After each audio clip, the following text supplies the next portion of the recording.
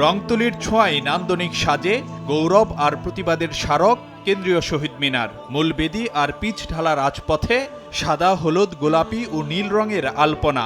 কয়েক ঘন্টা পরই অমর একুশে স্মরণে ঢল নামবে কেন্দ্রীয় শহীদ মিনার অভিমুখে।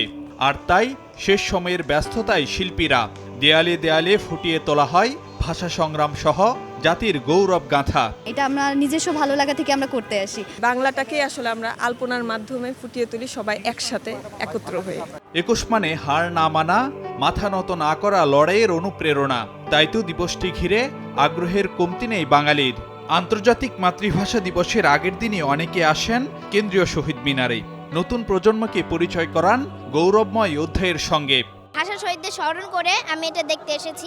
আমি বাবা মায়ের সঙ্গে এসেছি। এই শহীদদের জন্যই আমরা মাতৃভাষাটা পেয়েছি, যার জন্য আমরা গর্বিত। সূর্য সন্তানরা কিভাবে আত্মহতি দিয়েছে এবং কি করেছে এইটা ওকে বোঝানোর জন্য শহীদ মিনারে মূলত নিয়ে আসা। শহীদ মিনার কি, 21 ফেব্রুয়ারি কি, এটা জানানোর জন্য বাচ্চাদেরকে নিয়ে এসেছি। ২১-এর প্রথম প্রহরে জাতির পক্ষ থেকে ভাষা শহীদদের প্রতি শ্রদ্ধা নিবেদন করবেন রাষ্ট্রপতি ও প্রধানমন্ত্রী। রাষ্ট্রের গুরুত্বপূর্ণ ব্যক্তিদের শ্রদ্ধা জানানোর পর কেন্দ্রীয় শহীদ মিনার উন্মুক্ত করে দেওয়া হবে সর্বসাধারণের জন্য। নিরাপত্তা নিশ্চিতে নেওয়া হয়েছে কয়েক স্তরের ব্যবস্থা। মোতায়েন করা হয়েছে পুলিশ, র্যাব সহ বিভিন্ন আইনশৃঙ্খলা বাহিনী। সাদা পোশাকেও থাকবে নজরদারি। বসানো হয়েছে ওয়াচ টাওয়ার, সিসিটিভি ক্যামেরা।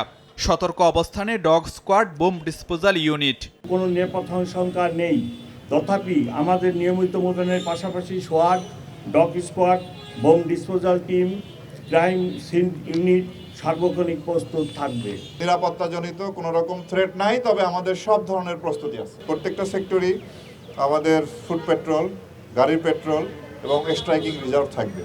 এবারও শ্রদ্ধা জানাতে পলাশী মোড়, জগন্নাথ হলের সামনে রাস্তা দিয়ে প্রবেশ করতে হবে কেন্দ্রীয় শহীদ মিনারে। বাঙালির লড়াই, প্রতিবাদ আর অর্জনের অনুপ্রেরণা হার না মানা ২১। যাদের আত্মত্যাগের বিনিময়ে পাওয়া গেছে বাংলা ভাষার অধিকার, তাদের প্রতি সম্মান জানাতে প্রস্তুত পুরো জাতি। তবে কেবল দিবস কেন্দ্রিকই নয়, সর্বস্তরে বাংলা ভাষার যথাযথ মর্যাদা নিশ্চিত করার মাধ্যমেই সম্ভব ভাষা সংগ্রামীদের প্রতি প্রকৃত শ্রদ্ধা নিবেদন। ফারুক ভিয়া, রবিন, সময় সংবাদ, কেন্দ্রীয় শহীদ মিনার, ঢাকা।